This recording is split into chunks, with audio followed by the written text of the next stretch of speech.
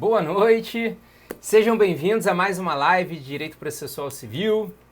Eu sou o professor Rafael Campos e a gente vai começar a falar hoje sobre pressupostos processuais. Fala aí, Gemerson.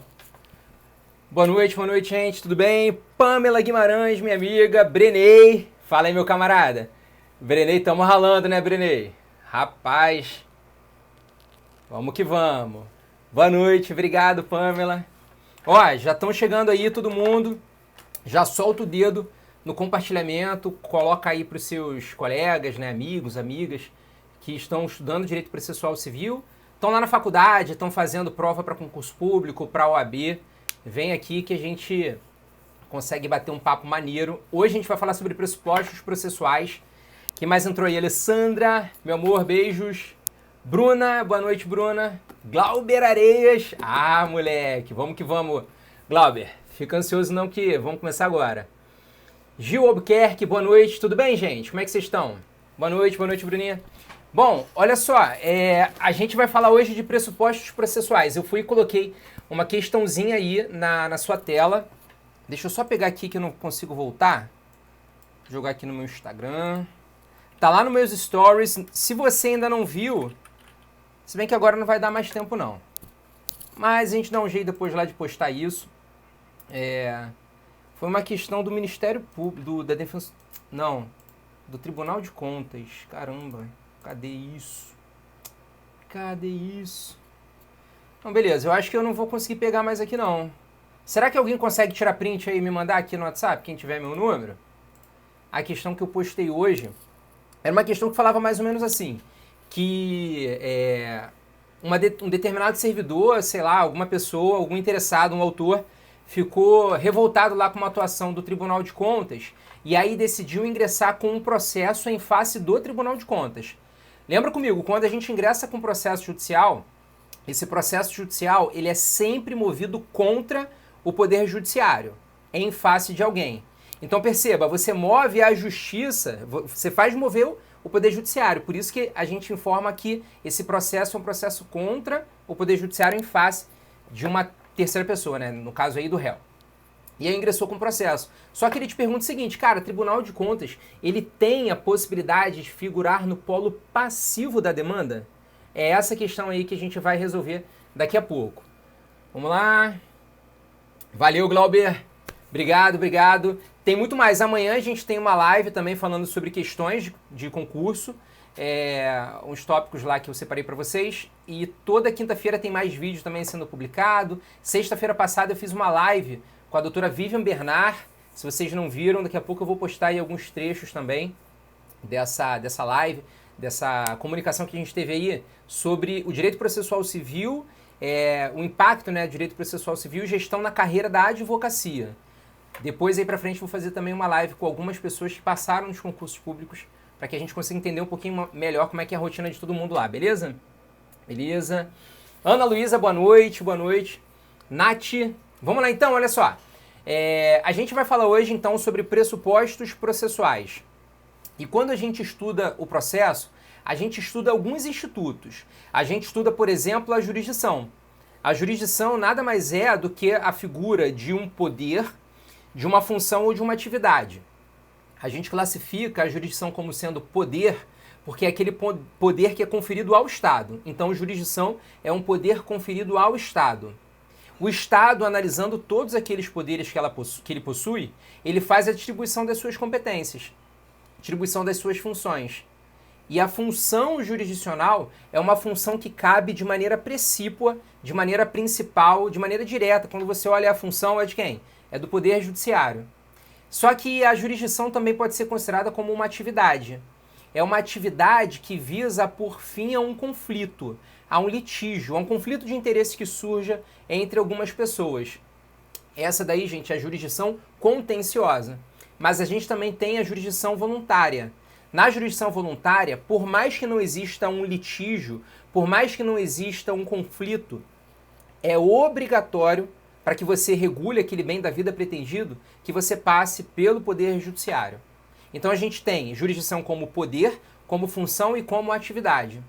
A gente analisa também o direito de ação.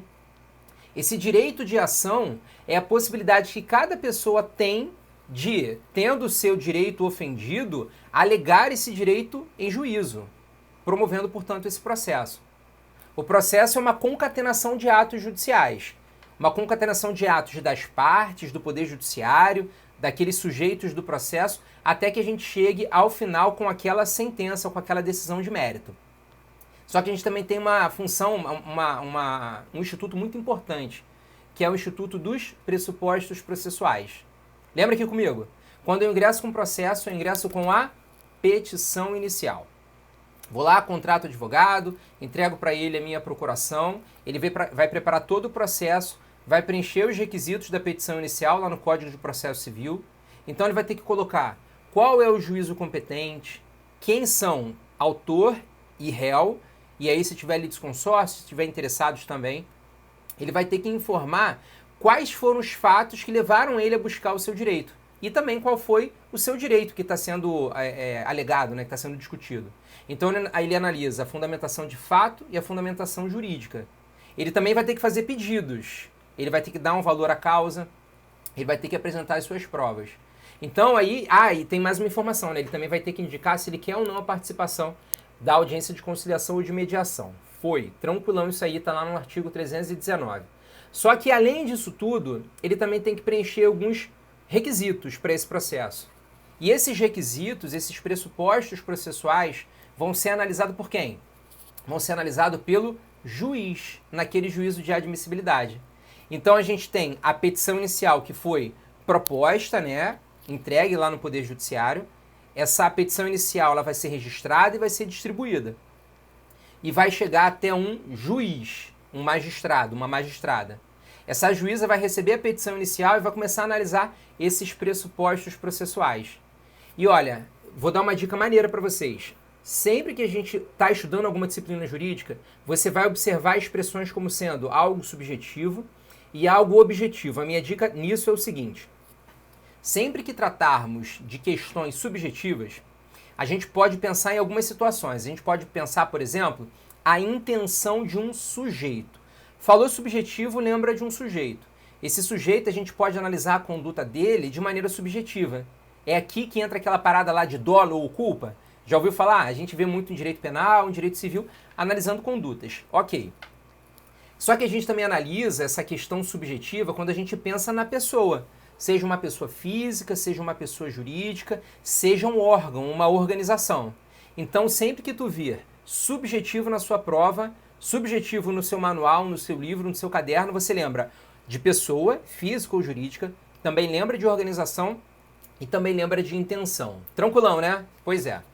E depois a gente analisa também a parte objetiva.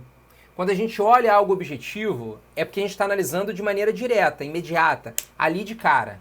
Só que também pode ser uma análise acerca de uma função, de uma atividade. E aí a gente faz essa diferenciação, inclusive, dentro dos pressupostos processuais. Vamos lá, vamos começar então? Pressupostos processuais, deixa eu só ver quem que entrou agora aqui, ó. Quem mais que entrou? Bernardo, beijão, filhão. Maíra, MMP Pizza, tudo bem, gente? Júnior, João, fala aí, João. Thay, Aro Vertical, Sônia, boa noite a todo mundo. Deixa eu colocar então aqui na nossa tela que a gente vai falar de pressupostos processuais analisando diretamente os requisitos de validade do processo. Quando que esse processo vai ser válido? Quando que aqueles pressupostos todos preenchidos vão mostrar pra gente que aquele processo é válido? Eu vou te mostrar agora, olha aí. Compartilhar, escolher outro aqui. Vamos lá. Então, o primeiro que a gente analisa, o primeiro requisito para esses pressupostos é uma análise subjetiva e uma análise objetiva. Lembra que eu falei agora aqui? Para de compartilhar. A gente tem o seguinte, então. Os nossos pressupostos processuais, eles podem ser analisados como pressupostos de existência. Para que o processo exista, o que eu preciso? Eu preciso que eu tenha partes e eu preciso também que tenha o juízo, né? O juiz, o magistrado. Só que, além disso, é necessário que eu tenha uma demanda. A demanda vai lembrar para a gente o pedido e a causa de pedir. A discussão sobre o bem da vida, sobre o direito que está sendo alegado entre as partes. E aí a gente começa a analisar os requisitos de validade dentro desses pressupostos. Os requisitos, então, podem ser uma análise subjetiva ou objetiva. Na análise subjetiva, a gente vai verificar a validade, ponto a ponto, de cada um daqueles elementos de existência dentro do processo. Para que exista o processo, preciso de partes e preciso de juiz. Para que o processo seja válido, eu tenho que fazer muita observação acerca das partes e também muitas observações acerca de quem? Acerca do juiz. E numa análise objetiva, a gente verifica que, como elemento de existência, deve existir uma demanda. Essa demanda ela vai ser analisada de maneira objetiva. E como requisito de validade dessa demanda, é necessário que ela esteja formalmente adequada àquele procedimento. E também vai ser necessário que eu tenha um interesse das partes dentro do processo. Também vai ser necessário que não exista algumas informações. Então, enquanto no requisito de validade subjetivo deve sempre ser preenchido alguns requisitos, para o elemento objetivo, demanda, é necessário que exista um interesse, exista adequação formal, mas também vai ser necessário que não exista perempção, litispendência, coisa julgada, convenção de arbitragem e por aí vai. Foi? Vamos lá então. Vamos aqui avançando. Requisitos de validade do nosso processo. Deixa eu trocar. Temos aqui esses nossos requisitos de validade sendo subjetivos ou objetivos. Vamos avançar. E o primeiro que a gente vai analisar é quem? O subjetivo acerca de magistrado ou partes. Magistrados ou partes. Primeiro, o que a gente tem que analisar sobre o magistrado? Sobre a magistrada, sobre aquela pessoa física que está lá ocupando esse cargo. A gente tem que verificar que essa pessoa deve ser corretamente investida. E aí a gente começa a lembrar algumas hipóteses de investidura. A principal hipótese de investidura que a gente tem para esse cargo de magistrado é que seja por meio de concurso público. Concurso público. Então você vai lá, estuda, faz a faculdade de Direito, se torna bacharel em Direito, comprova o tempo de atividade jurídica e, com isso, você faz a prova para ingresso na magistratura. Ingresso na magistratura que só pode ser estadual ou então federal, porque a gente só tem juízos federais ou estaduais, né? Não existe nem municipal nem o distrital. O distrital lá, o Tribunal de Justiça do Distrito Federal e Territórios, nada mais é do que um órgão de criação da União, por isso que é federal. Beleza. Então a gente analisa primeiro a investidura. Foi para o concurso público? Ok, então está corretamente investido. Qual é a outra hipótese que a gente tem? Lá o quinto constitucional. Entrou pelo quinto constitucional? Então perfeito, tranquilo. Por exemplo, há pouco tempo agora, a gente teve umas mudanças nas cadeiras de desembargadores do TRF da 2ª Região e o professor William Douglas entrou como desembargador nomeado naquele quinto constitucional. Foi? Ok, então. Aí, deixa eu só contar um caos aqui, né, cara? A vida é feita de caos e feita de fofoca. Para de compartilhar. Teve um caso, há uns 3 anos atrás, numa comarca aqui do Rio de Janeiro, na comarca de São João de Meriti, do Tribunal de Justiça do Estado do Rio de Janeiro, e teve uma mulher lá que chegou e foi se passar por juíza. Olha que bizarro. Ela chegou lá, foi dar uma carteirada como se fosse juíza, mas na verdade ela não era. Se ela pegasse alguma causa para julgar, ela poderia julgar aquela causa? Não, porque ela não tem a investidura naquela causa. Falta para ela um requisito de validade, não existe aquele juízo. Só que a gente pode analisar isso também imaginando, por exemplo, uma pessoa que ingressa num concurso de magistratura e depois é verificado que aquela pessoa estava numa atividade ilegal, né? Ingressou de maneira ilegal dentro da magistratura. Então a gente tem que analisar também os requisitos de validade do processo. Foi? Acerca do juiz. A outra hipótese que a gente pode analisar também acerca do magistrado, da magistrada, é que ele ou ela devem ter o quê? Competência. Eles devem ter competência para julgar aquela causa.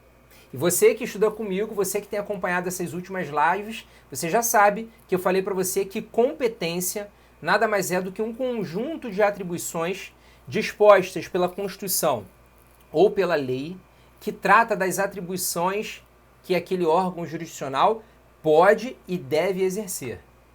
Essa competência ela vai ser dividida em 5 critérios: matéria, pessoa, função, território e valor da causa, MPFTV, matéria, pessoa, função, território e valor da causa.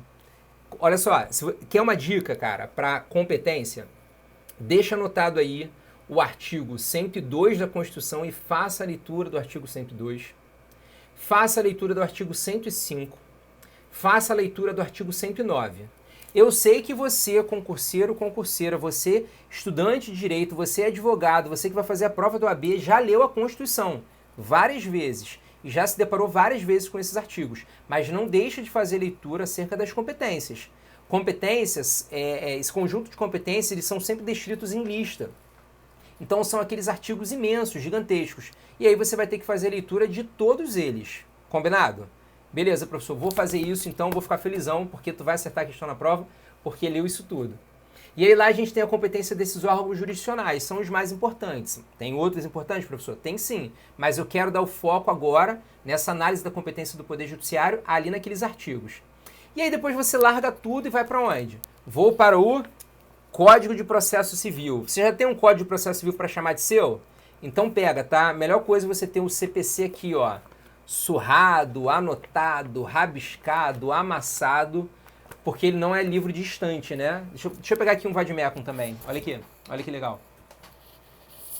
Pega um vademecum também para chamar de seu. Abre lá, ó. Deixa eu abrir aqui um, por exemplo, ó.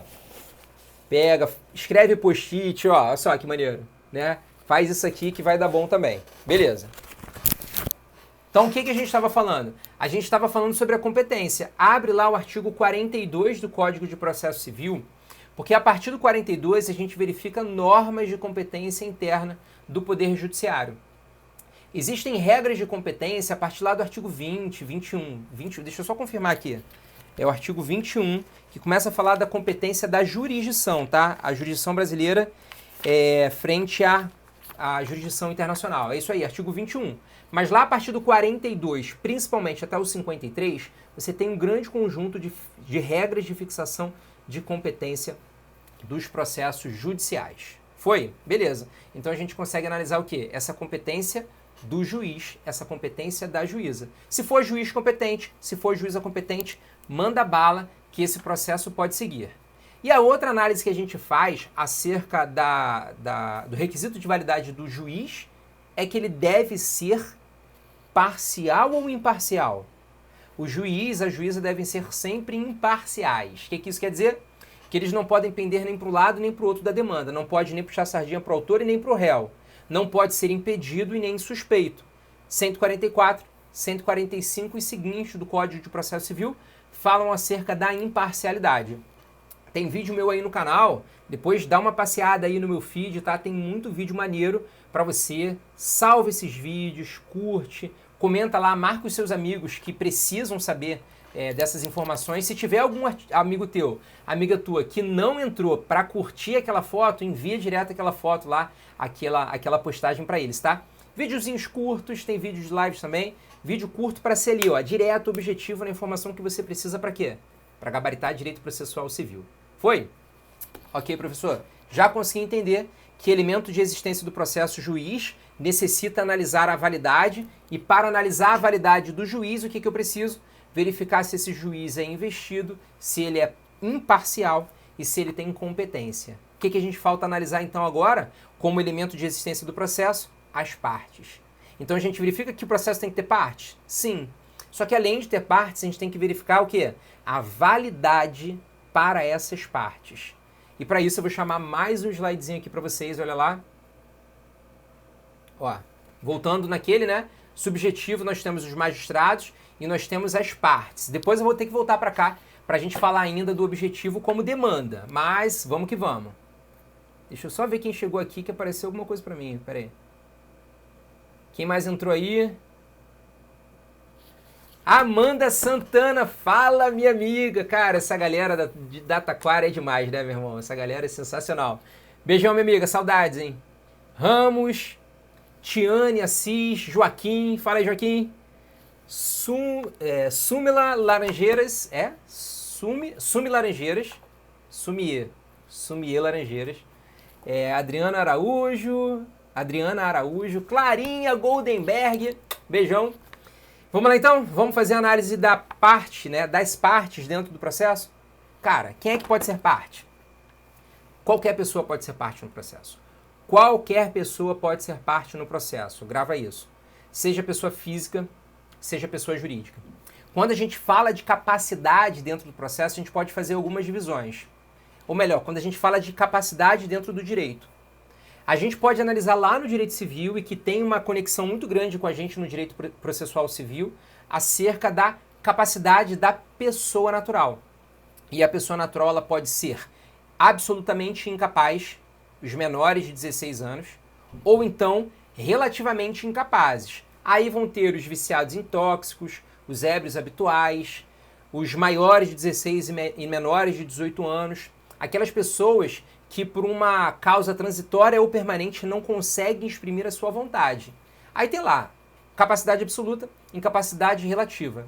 Mas se você é maior de 18 anos, ou emancipado, né, e já tem a plena consciência da sua vida, você tem o quê?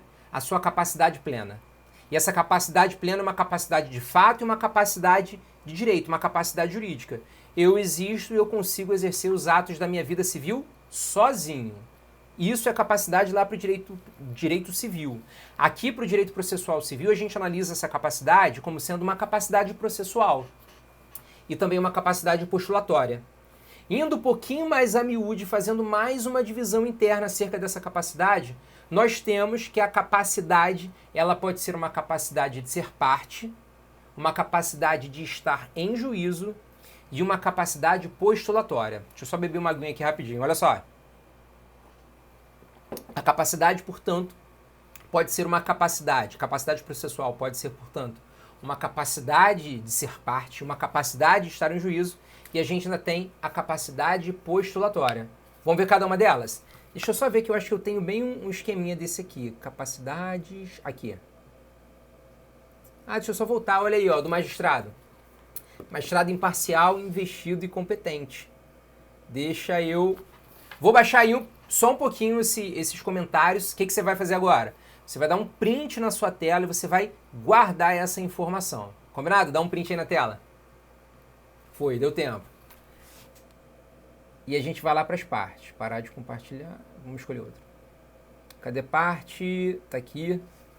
Então a gente tem lá a capacidade de ser parte, capacidade de estar em juízo e a capacidade postulatória. Onde eu quero que você leia a partir lá do artigo 70, 71, 72 do CPC. Deixa eu pegar aqui junto contigo. Abre aí o seu Código de Processo Civil. Olha lá. Artigo 70. Ele vai começar a falar da capacidade processual. Só que no 70 a gente tem a capacidade de ser parte. Olha só. Toda pessoa que se encontre no exercício dos seus direitos tem capacidade para... capacidade de estar em juízo, perdão. Ele fala da capacidade de estar em juízo, ó. Toda pessoa que se encontre no exercício dos seus direitos tem capacidade para estar em juízo. Então vamos analisar isso? Vamos. Vamos tirar essa tela e olha para cá. Quem é que pode ser parte? Toda pessoa. Seja pessoa física, também chamada de pessoa natural, seja pessoa jurídica. Capacidade de ser parte, toda pessoa física e toda pessoa jurídica. Aí eu te pergunto, imagina uma pessoa que esteja acamada. Quer ver o caso daquele ator lá, o Paulo Gustavo, tá fazendo um tratamento severo contra o Covid, né? A gente torcendo para que todo mundo se recupere, e ele também. Mas ele não consegue exprimir a sua vontade. Ele tá lá, olha, apagado para poder recuperar se recuperar naquele tratamento. Aí você pensa, ele tem capacidade de ser parte? Tem, cara. Ele tem capacidade de ser parte. Porque ele é o quê? Ele é pessoa física, ele é pessoa natural. Foi? A gente tem que tomar cuidado que mesmo as pessoas que sejam consideradas civilmente incapazes, seja de forma absoluta, seja de forma relativa, elas têm capacidade de serem partes no processo. Mesmo uma pessoa incapaz civilmente tem capacidade de ser parte dentro do processo judicial. Aí a gente pensa aqui, de um lado tem lá o Paulo Gustavo com muito dinheiro, com toda a possibilidade de tratamento na rede privada. Imagina uma pessoa que não tem essa condição econômico-financeira. Se ela não conseguir uma internação tranquila pelo Sistema Único de Saúde, o que vai acontecer com ela? muito provavelmente ela vai perecer, vai acabar falecendo por conta da falta desse tratamento médico.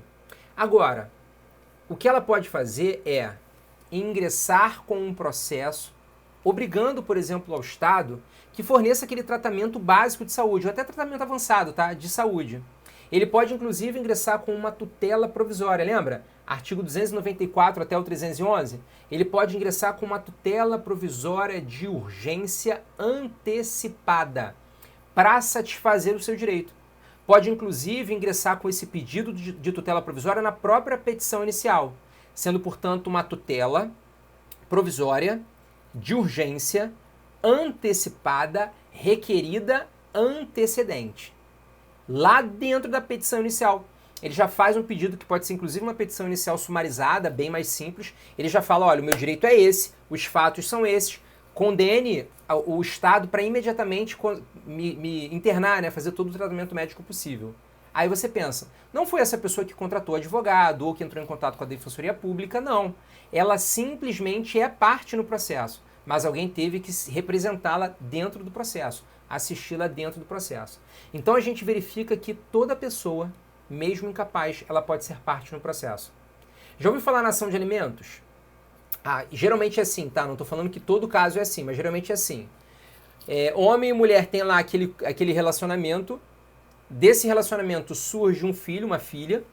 Geralmente, na grande maioria das vezes, todos os encargos de criação e sustento dessa criança vão cair em cima da mãe, e aí o pai larga a criança no mundo e a mãe fala assim, não, cara, não dá não, eu preciso de ajuda para que o meu filho possa crescer, para que minha filha possa crescer com dignidade, com saúde, com educação. Não coloquei esse filho no mundo sozinho. Então o que ela vai fazer? Vai ingressar com o processo, mas percebam, o processo, quem é que vai ser a parte dentro do processo? Será que aquela filha de, 8 anos de idade pode ser parte dentro do processo? Pode. A filha pode ser parte, menor, 8 anos de idade, pode ser parte no processo, só que nesse caso ela tem somente a capacidade de quê? De ser parte no processo. Ela não tem capacidade de estar em juízo. E é por isso que nesse caso, por ser menor de idade, por ser menor de 16 anos, ela vai estar representada em juízo. Então a gente consegue, mais uma vez, configurar que toda pessoa física e toda pessoa jurídica pode ser parte dentro de um processo. Pessoa jurídica, você sabe o que é pessoa jurídica? A gente tem várias teorias do direito civil que tentam explicar a existência daquela pessoa jurídica. E aí tem uma teoria que é muito mais técnica, que ela é a gente entende a pessoa jurídica como uma necessidade do direito para dar personalidade, para dar direitos e deveres para um conjunto de pessoas que estão reunidas com determinado fim. Então a gente tem essa pessoa jurídica. Eu também gosto de utilizar uma teoria antiga, que nem é a teoria mais correta para o direito civil, mas para você que no processo civil fica um pouco mais tranquilo de entender, que é a abstração. Cara, a pessoa jurídica é uma pessoa completamente abstrata. Ela existe de direito, mas ela não existe corporeamente. Quando você, por exemplo, pega um mouse de uma empresa, cara, esse mouse aqui, ele é uma propriedade daquela pessoa jurídica, mas não é a própria pessoa jurídica. Se eu exerço a minha atividade de professor por meio de uma empresa, a empresa não sou eu. Eu não posso configurar que eu, pessoa física, sou aquela pessoa jurídica. Porque a pessoa jurídica é uma completa abstração do direito. Mas ela existe para ter direitos e para ter deveres. Aí você pensa, vou imaginar um caso aqui bem tranquilo, fazendo até uma conexão um pouco lá com o direito administrativo. Uma pessoa está andando na rua e é atropelada por uma viatura dos bombeiros. Aqui a gente teve uma ação do motorista, do agente público que atropelou aquela pessoa em cima da calçada. Surgiu um dano? Porra, provavelmente, né? Aquela pessoa teve um dano moral, um dano estético, um dano material. E aí a gente começa a analisar a responsabilidade civil, para indenizar, tá? Responsabilidade civil do Estado. Lá no 37, parágrafo 6º da Constituição, você vai lembrar que a administração pública vai responder pelas ações, pelas condutas que os seus agentes, na qualidade de agentes, causarem a terceiro, né? Danos que causarem a terceiros. Aí o Jamerson colocou responsabilidade civil. E essa responsabilidade aqui, Jamerson, é uma responsabilidade civil objetiva, porque ela é o quê? Ó? Olha a palavra objetiva. Ela é direta. tem ação, tem omissão, tem a conduta, né? Perdão, tem a conduta como ação ou omissão, tem um dano com o nexo de causalidade, o que, que eu tenho aqui? Aqui eu tenho a responsabilidade civil objetiva. O Estado, vai ter que pagar. Só que, por outro lado, a gente tem que analisar também a responsabilidade subjetiva daquele agente público que estava dirigindo lá a viatura. Aí, como é que vai acontecer essa situação? A parte autora, quem vai ser a parte autora? A pessoa que estava transitando lá naquela calçada e foi atropelada. Bolada da vida, contratou a advogada, entrou com o processo, preencheu todos os requisitos.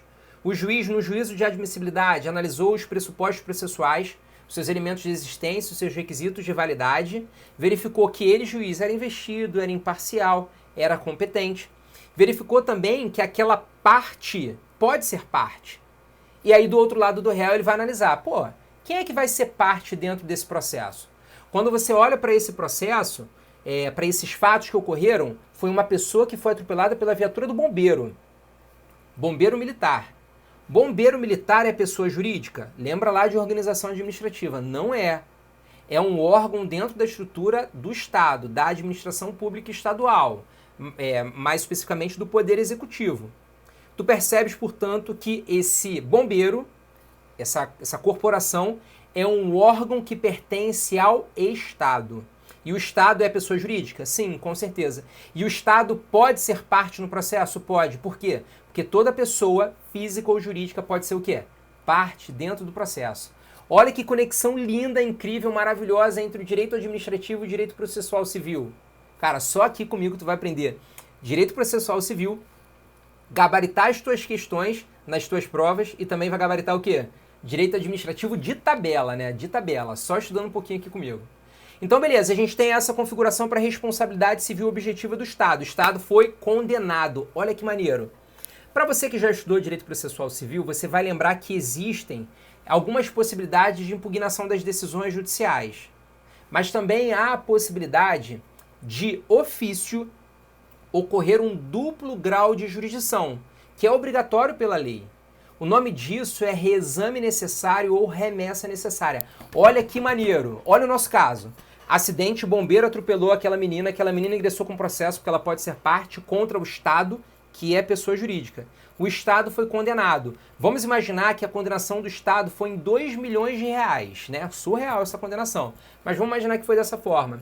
Por conta desse valor, acima aí de 500 salários mínimos para o Estado, vai ocorrer a necessidade de que o juiz, mesmo sem recurso, tá? Mesmo sem apelação, ele remeta os autos desse processo para que essa sentença seja confirmada onde? Lá no tribunal, pelo duplo grau de jurisdição obrigatório ou reexame necessário, também chamado de remessa necessária. Caraca, professor, consegui entender isso agora. Lá naquele juízo, o tribunal vai analisar e vamos imaginar que o tribunal confirmou aquela sentença. Confirmada a sentença, gente, transitada em julgado, a gente começa a liquidação da sentença. Liquidação, cumpre e vai, vida que segue. E aí a gente vai ter os precatórios, olha que maneiro. A gente também vai ter que escrever em precatórios por conta do valor, beleza, tranquilo. Eu quero te falar que nesse processo o Estado foi condenado. O Estado, pelo princípio da supremacia, da indisponibilidade do interesse público, ele não pode sofrer esse prejuízo causado pelo seu agente. Ele vai ter que ir atrás do agente causador do dano. Aí perceba, eu vou ter um segundo processo judicial. Sabe por que eu tenho um segundo processo judicial obrigatório nos casos de responsabilidade civil objetiva do Estado? Porque não vai ser admitida a denunciação da lide. No primeiro processo daquela menina em face do Estado, o Estado não pode denunciar a lide, o agente causador, porque é vedada a denunciação da lide nesses casos. A denunciação da lide, uma das suas hipóteses, é quando existe a possibilidade de uma ação regressiva. E aí, se não pode ter denunciação da lide, o Estado vai ter que fazer o quê? Ação regressiva. Primeiro processo, Estado perde. Segundo processo é o Estado, que é pessoa jurídica, e pode ser parte? Sim. Em face de quem? Em face do seu agente. E o seu agente público é pessoa física? Pode ser parte no processo? Pode ser parte. Mas olha que maneiro, nesse caso a gente não faz uma análise de responsabilidade civil, indenização, de maneira objetiva. A gente faz de maneira subjetiva. E o que isso quer dizer? Quer dizer que, para que aquela pessoa, aquele agente seja condenado, o Estado vai ter que provar que houve uma conduta e que houve um dano ligados por um nexo causal. Além disso, vai ter que comprovar que houve também naquela conduta do agente um dolo, uma vontade de causar aquele dano, ou uma culpa, negligência, imperícia ou imprudência. Show! Caraca, sensacional. Fizemos uma grande revisão agora aqui só para comentar o quê? Capacidade da parte. Vamos voltar lá para o nosso slide rapidinho, olha só. Estamos falando sobre a capacidade de ser parte dentro do processo. E aí, por conta dessa informação, eu preciso também tratar com você acerca dos órgãos. Vem para cá então. O que eu tenho que falar com vocês sobre os órgãos? Regra, capacidade de ser parte, pessoa física e pessoa jurídica. De maneira excepcional, e está descrito direto lá na norma, no nosso CPC, no artigo 75, a gente tem que alguns órgãos e algumas pessoas formais, mesmo não tendo personalidade jurídica própria, vão poder, de maneira excepcional, figurar dentro do polo do processo, de maneira ativa ou passiva. Quer ver um exemplo? Massa falida. Alguém aqui sabe o que é massa falida? Deixa eu ver aqui. Aí o James tinha falado, Vanessa entrou, Samila Neves, boa noite, gente, Felipe Chaves, Ana Luísa, uhul, né, para o nosso direito administrativo com direito processual civil aqui. Tavares Taninha, boa noite, gente, sejam muito bem-vindos. Fábio Menegasso, Ingrid Ribeiro, beijão, Ingrid, tudo bem? Quanto tempo? Então vamos lá, sabe o que é a massa falida? A massa falida nada mais é do que um conjunto de bens ativos e passivos de uma empresa que faliu. Vocês conhecem alguma empresa que tenha falido aqui? Vou dar um exemplo para você, Mesbla. Isso aí, o Jamerson, a massa falida é aquela que teve decretada a sua falência, ok? Entrou com pedido, ainda é pessoa jurídica. Decretada a falência vai ser considerada massa falida.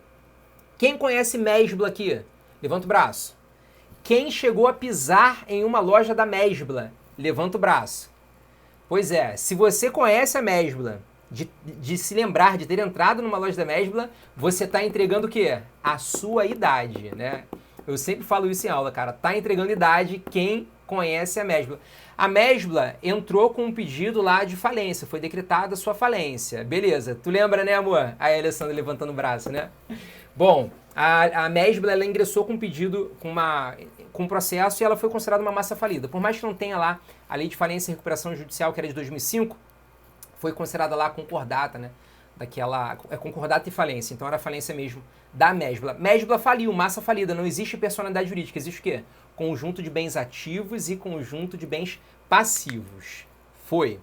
Da mesma forma que a gente tem a herança, o condomínio, que é uma pessoa formal. Essas pessoas, esses órgãos, essas organizações, essas pessoas formais, por mais que não tenham personalidade jurídica própria, o que vai acontecer com elas? Elas vão ser admissíveis como parte no processo.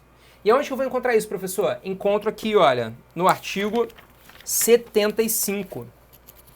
Artigo 75 fala de um grande rol de pessoas jurídicas e também de órgãos despersonalizados, pessoas formais que podem ser partes no processo.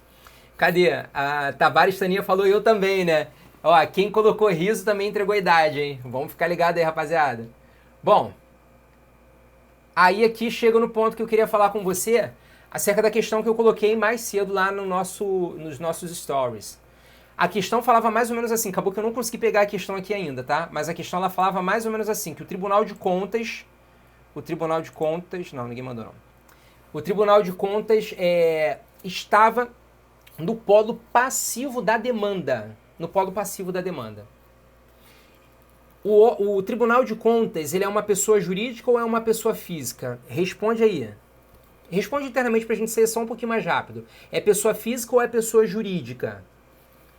Tribunal de Contas não é nem pessoa física nem pessoa jurídica. Ah, professor, mas eu vi lá uma questão que ele fez um contrato e aí no contrato ele tinha lá o número do CNPJ. Cara, CNPJ é para fins fiscais só, ok? CNPJ, Cadastro Nacional de Pessoa Jurídica, é somente para fins fiscais. Aqui, para o direito, a gente tem que fazer uma outra análise sobre a existência ou não de personalidade jurídica. Essa personalidade jurídica ela vai dar uma autonomia, completa autonomia e independência para essas pessoas. O Tribunal de Contas não é pessoa jurídica. Ele é um órgão dentro da estrutura de quem? do Estado. Tribunal de Contas existe aonde, gente? Existe na União? Sim, existe lá o TCU. Existe também nos estados? Existe o Tribunal de Contas dos Estados e também o Tribunal de Contas dos municípios, que só existe em Bahia, Goiás e Pará. Bagopá. Foi. Temos também o Tribunal de Contas do Distrito Federal, específico lá do Distrito Federal. Quem mais que nós temos também? Nós temos o Tribunal de Contas do município. Só existem 2 tribunais de conta do município. No município do Rio e no município de São Paulo. Qualquer outro município não tem o seu próprio Tribunal de Contas. Só que todo Tribunal de Contas que existe, ele está vinculado a uma pessoa jurídica, a um ente federado. Foi? Então a gente consegue configurar que Tribunal de Contas não tem personalidade jurídica própria. E ele estava figurando o quê? Num polo passivo daquela demanda. Ele poderia estar figurando no polo passivo? Não. O Tribunal de Contas não tem personalidade jurídica e não vai ser admitido a participar de um processo judicial como parte no polo passivo. Só que, de maneira excepcional, alguns órgãos de envergadura constitucional, e o que essa expressão quer dizer? Alguns órgãos de previsão constitucional que exercem funções e competências descritas na Constituição, de maneira bem excepcional, poderão ser parte dentro do processo, mas somente no polo ativo. Terão, portanto, a capacidade processual ativa. Quem? Alguns órgãos despersonalizados. Por exemplo, o Ministério Público não tem essa personalidade jurídica, mas vai poder ser parte no processo. E a gente vai ter lá Ministério Público, Defensoria Pública, de maneira excepcional, Tribunal de Contas, no polo ativo, mesas das casas legislativas e por aí vai, ok? De maneira excepcional. E aí a gente responde lá aquela questão. O Tribunal de Contas não poderia figurar no polo passivo da demanda. Tomou cuidado com isso? Então vamos avançar? Vamos avançar que a gente tem que falar um pouco ainda sobre a capacidade de estar em juízo. Olha que bizarro, né? A gente ficou um tempão para falar da capacidade de ser parte. Muita gente olha para isso e vai só lembrar de pessoa física e pessoa jurídica. Mas você tem que lembrar de todas essas informações que eu falei aqui. Porque são essas informações, essas vírgulas, essas letrinhas miúdas que vão cair na tua prova. Essa é a diferença que você vai utilizar para gabaritar direito processual civil e para figurar nos aprovados lá naquela tua prova. Imagina você, que eu sei que tem advogado aqui assistindo também a nossa live. Imagina você, advogado, ingressando num cargo de procurador do Estado, do município, de advogado da União, um cargo de procurador autárquico. Olha que maneiro. Olha você entrando com um cargo de advogado numa empresa pública, numa sociedade de economia mista. Imagina uma sociedade de economia mista, uma empresa pública independente, que vai ter a possibilidade de ganhos lá, ó, inclusive superiores ao teto. Maravilha, né? Maravilha. Eu estou contando com isso, é assim que você vai passar. Da mesma forma, você que está estudando para técnico judiciário, que eu sei que tem uma galera aqui estudando para técnico do TJ, para analista do TJ, para execução de mandados, oficial de justiça, né? Para você que quer fazer OAB e quer tirar esse empecilho da carga de passar na prova do OAB e pegar a sua tão sonhada vermelhinha. Hoje, por um acaso, eu recebi lá no trabalho uma oficial de justiça, procurando lá, por conta de mandado de segurança, uma autoridade coatora, né? Uma autoridade que cometeu um ato que está sendo impugnado por um mandado de segurança, né? Acabou que deu uma ajudinha nela lá para ela poder procurar aquela pessoa, tá? Depois eu conto essa fofoca um pouquinho melhor. Vamos lá, vamos ver aqui. Ana Luísa Peçanha, eu técnico. Vai sim. E eu já falei para vocês, eu vou ter o maior orgulho e eu vou ficar extremamente feliz de encontrar vocês lá no fórum da capital, por exemplo, eu passando para despachar algum processo e vocês me atendendo do outro lado daquele balcão. Eu vou ficar extremamente feliz, cara. Sem sombra de dúvidas. Vamos lá. Vamos seguir então, deixa eu só abrir mais aqui uma telinha para vocês. Capacidade, a gente analisou a capacidade de ser parte, agora a gente vai falar da capacidade de estar em juízo. Essa capacidade de estar em juízo quer dizer que a parte que está no processo, ela não vai ter a necessidade, fofoca jurídica, né? Essa parte ela não vai ter a necessidade de estar representada ou assistida dentro do processo. Porque ela tem condição de sozinha estar dentro do processo. Manifestar as suas vontades dentro do processo. Deixa eu só fazer logo um gancho por conta do tempo da capacidade postulatória, porque essa capacidade postulatória é aquela que é cabível em regra somente aos advogados, ok? Advogados, obviamente, peraí. defensores públicos, membros do Ministério Público, partes, pessoas, sujeitos que vão postular no processo, que vão escrever manifestação, vão fazer manifestação oral ou escrita dentro do processo judicial. Advogado, MP, Defensoria Pública, capacidade postulatória. Vamos falar então um pouquinho da capacidade de estar em juízo. Eu, Rafael, eu sou plenamente capaz. Eu posso ingressar, eu posso ser parte no processo. Eu, Rafael, também tenho pleno gozo das minhas capacidades, jurídicas e, portanto, eu posso estar sozinho dentro do processo. Eu posso contratar o advogado? Posso. Mas como eu sou advogado, eu posso inclusive advogar em causa própria. O advogado, a advogada, vai possuir, né, eles vão possuir essa tríplice capacidade. Capacidade de ser parte, porque são pessoas físicas, de estar em juízo, porque tem plena capacidade jurídica, e da mesma forma tem a capacidade postulatória, porque a eles é admissível falar, se manifestar dentro do processo. Ok? Ok. E quem é que não tem a capacidade de estar em juízo? Aquela pessoa que é incapaz. Por exemplo, o incapaz, ele não tem capacidade de manifestar a sua vontade em juízo, e é por isso que grava essa dica, tá? O absolutamente incapaz, que hoje em dia é somente o menor de 16 anos, ele deve estar representado em juízo. O maior de 16 anos, ou melhor, todo incapaz de maneira relativa, ele deve ser sempre o quê? Assistido dentro do processo.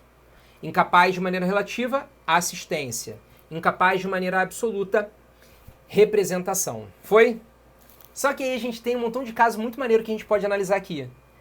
Principalmente acerca da curadoria especial. A curadoria especial nada mais é do que uma atividade, uma competência, uma função que cabe a um órgão que exerce uma função essencial à justiça, que trata principalmente da defesa dos interesses da coletividade e das pessoas hipossuficientes e incapazes dentro do processo. Eu estou falando de quem? Eu estou falando da Defensoria Pública. A Defensoria Pública do Estado, a Defensoria Pública da União, eles têm essas incumbências.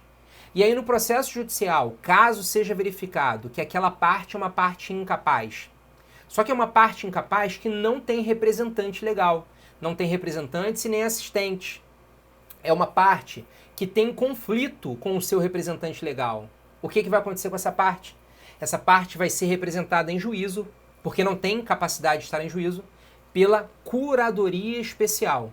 Curadoria especial, que é uma incumbência que cabe à Defensoria Pública. Olha aqui no artigo 72. Espera aí que eu passei. O juiz nomeará curador especial. Coloca lá as hipóteses, parágrafo único. A curatela especial será exercida pela Defensoria Pública nos termos da lei. Legal isso, né? Legal, a gente enxerga essa função essencial à justiça, esse órgão que é extremamente relevante para a nossa sociedade, representando lá os interesses do incapaz e de algumas outras pessoas dentro do processo pela curatela especial. Foi? Foi. Eu acho que todo mundo viu e todo mundo ficou assim estarrecido, muito triste, porque mais uma vez a gente teve um caso aqui no Brasil, e nesse caso aqui no Rio de Janeiro, com um membro do Poder Legislativo Municipal, que ele simplesmente está sendo acusado, junto com a mãe do menino, de matar o pequeno Henry, né? Com sessões de tortura. Cara, parada surreal. Surreal.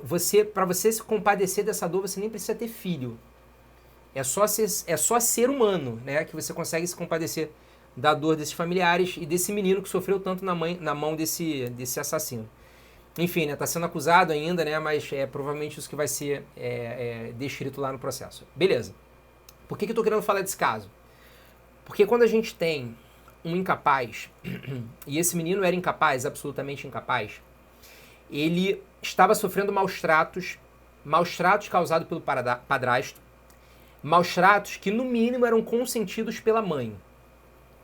E aí, se fosse necessário ingressar com um processo judicial em face desse padrasto, da mãe, porque ele não tinha qualquer outro representante legal, tá? Vamos imaginar dessa forma, ele não tinha nenhum outro representante legal, por ele ter um conflito direto, um conflito de interesse direto entre o seu representante legal e ele e os seus próprios interesses, ele seria representado também por quem? Pela Defensoria Pública. Então essa criança nunca estaria sem os seus direitos resguardados, porque a Defensoria Pública ia fazer o seu trabalho que ela faz de maneira magistral. Beleza? Beleza. A gente tem também algumas questões que são muito maneiras, aí é um pouquinho diferente, tá? Vamos levantar esse astral aqui da live. A gente tem, por exemplo, a possibilidade de uma criança, imagina, tá? A mãe gerou e aí o filho nasceu, logo depois o pai morreu e o pai deixou uma pensão. E essa pensão ela vai ter que ser dividida entre a criança e a mãe.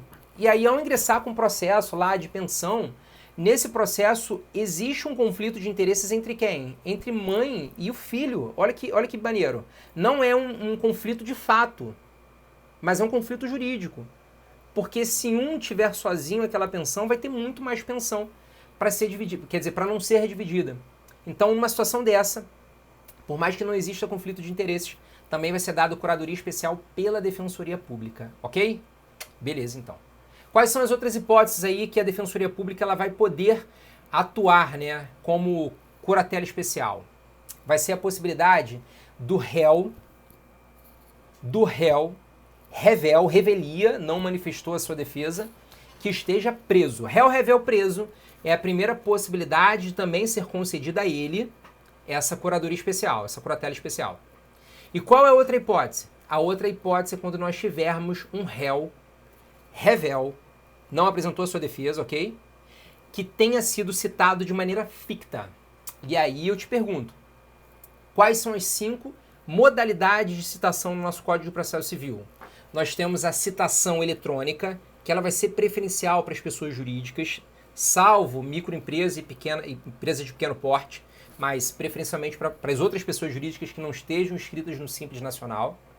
Quais são as outras hipóteses? Citação postal, citação cartorária, a citação por oficial de justiça e a citação por edital. Eu falei todas? Citação cartorária, citação eletrônica, citação postal por oficial de justiça e edital. Beleza, essas 2 últimas aqui é o que eu preciso comentar com vocês agora. O que é a citação edital? Cara, eu não consigo chegar no local daquela parte que está sendo citada, daquele réu. Citação é um ato de comunicação que integra o réu ao processo.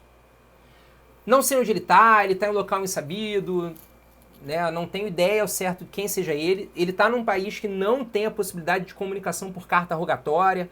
Ingresso lá com esse pedido de citação por edital. A citação por edital, ela vai ter que ser dada a ampla publicidade, principalmente sendo publicada no sítio eletrônico, no site do próprio tribunal e do CNJ. Mas também posso utilizar outros meios, por exemplo, publicar em jornal de circulação, publicar em jornal de grande circulação ou até de circulação local, utilizar meios de radiodifusão, não sei, uma possibilidade da gente conseguir chegar até aquela pessoa, para que ela saiba que está sendo citada. Só que nessa citação por edital, a gente não consegue comprovar que o fulaninho, que a fulaninha foi efetivamente citado. Para isso, o que a gente tem que fazer? Aí a gente tem que fazer, nessa citação por edital, ao término dessa citação, a gente vai dar a essa parte a curatela especial pela Defensoria Pública. Réu, revel, citado por edital, de maneira ficta. E a outra forma é por oficial de justiça. Lá por oficial de justiça, desde que seja por oficial de justiça com hora certa, quando por 2 vezes o oficial de justiça vai àquele local e não consegue encontrar o réu, o que acontece? Citação por hora certa. Quando volta aquela citação positiva, aí ali o réu é considerado revel. O réu revel, citado também por oficial de justiça por hora certa, vai ser considerado o quê? Vai ser albergado a ele o quê? A curatela especial pela Defensoria Pública. Foi? Foi, gente. Olha só, a nossa live vai acabar, infelizmente. Cara, esse assunto é maravilhoso. Tem muita coisa aqui. A gente viu, ó, capacidade de ser parte, de estar em juízo. Nem conseguimos entrar na capacidade postulatória. Mas a gente... Deixa eu só colocar aqui o restante, né, do que a gente ia falar. A gente vai falar os requisitos de validade acerca da demanda, né? Sendo positivo ou negativo. E analisando também... Parar de compartilhar ou escolher outro.